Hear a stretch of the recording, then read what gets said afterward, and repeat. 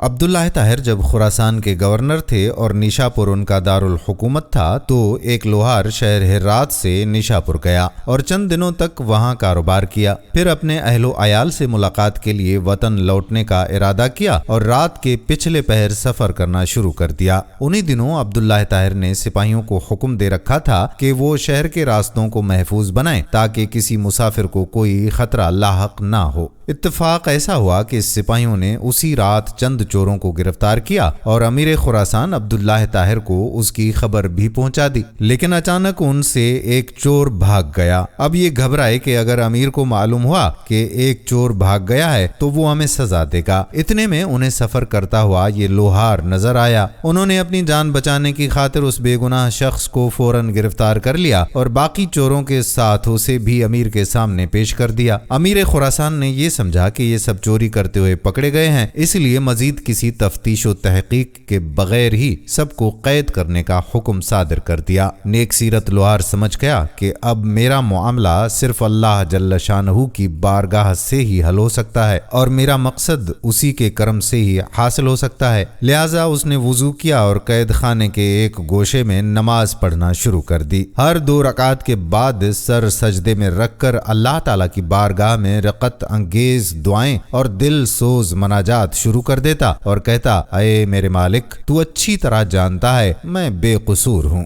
جب رات ہوئی تو عبداللہ طاہر نے خواب دیکھا کہ 4 بہادر اور طاقتور لوگ آئے ہیں اور سختی سے اس کے تخت کے چاروں پایوں کو پکڑ کر اٹھایا اور الٹنے لگے تو اتنے میں اس کی نیند ٹوٹ گئی۔ اس نے فوراً لا حول ولا قوت الا باللہ پڑھا، پھر وضو کیا اور اس احکم الحاکمین کی بارگاہ میں 2 رکعت نماز ادا کی جس کی طرف ہر شاہ و گدا اپنی اپنی پریشانیوں کے وقت رجوع کرتا ہے۔ اس کے بعد دوبارہ سویا، پھر وہی خواب دیکھا اور اسی طرح 4 مرتبہ ہوا۔ ہر بار وہ یہی دیکھتا تھا کہ چاروں نوجوان اس کے تخت کے پایوں کو پکڑ کر اٹھاتے ہیں اور الٹنا چاہتے ہیں۔ امیر خراسان عبداللہ طاہر اس واقعے سے گھبرا گیا اور انہیں یقین ہو گیا کہ ضرور اس میں کسی مظلوم کی آہ کا اثر ہے۔ امیر خراسان نے رات ہی میں جیلر کو بلوایا اور اس سے پوچھا کہ بتاؤ کہ تمہارے علم میں کوئی مظلوم شخص جیل میں بند تو نہیں کر دیا گیا ہے؟ جیلر نے عرض کیا کہ عالی جاہ، میں یہ تو نہیں جانتا کہ مظلوم کون ہے، لیکن اتنی بات ضرور ہے کہ میں ایک شخص کو دیکھ رہا ہوں جو جیل میں نماز پڑھتا ہے اور رقت انگیز و دل سوز دعائیں کرتا ہے۔ امیر نے حکم دیا کہ اسے فوراً حاضر کیا جائے۔ جب وہ شخص امیر کے سامنے حاضر ہوا تو امیر نے اس کے معاملے کی تحقیق کی، معلوم ہوا کہ وہ بے قصور ہے۔ امیر نے اس شخص سے معذرت کی اور کہا کہ آپ میرے ساتھ 3 کام کیجیے۔ نمبر 1، آپ مجھے معاف کر دیں۔ نمبر 2، میری طرف سے 1000 درہم قبول فرمائیں۔ نمبر 3، جب بھی آپ کو کسی قسم کی پریشانی درپیش ہو تو میرے پاس تشریف لائیں تاکہ میں آپ کی مدد کر سکوں۔ نیک سیرت لوہار نے کہا کہ آپ نے جو یہ فرمایا کہ میں آپ کو معاف کر دوں تو میں نے آپ کو معاف کر دیا، اور آپ نے جو یہ فرمایا کہ 1000 درہم قبول کر لوں تو وہ بھی میں نے قبول کیا، لیکن آپ نے جو یہ کہا کہ جب مجھے کوئی مشکل درپیش ہو تو میں آپ کے پاس آؤں، یہ مجھ سے نہیں ہو سکتا۔